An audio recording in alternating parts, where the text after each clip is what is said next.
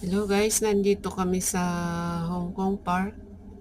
Somewhere in Hong Kong Park kasi medyo malawak naman ito. So, dito sa may bandang may waterfalls.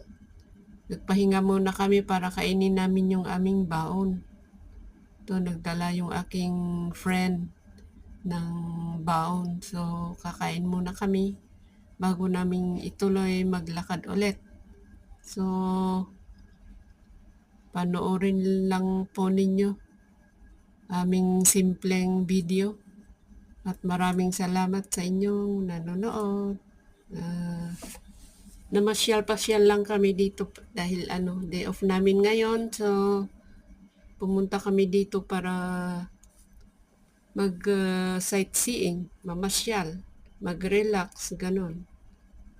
Sa buong linggo, ay hindi pala buong linggo, mga 6 days a week na pagtatrabaho. So, pumunta kami dito para mag-relax, magpa-hangin or huminga dito sa fresh air.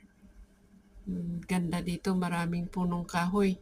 So, yan lang muna guys ang aming meron pa akong i-upload na iba pero hindi pa ngayon.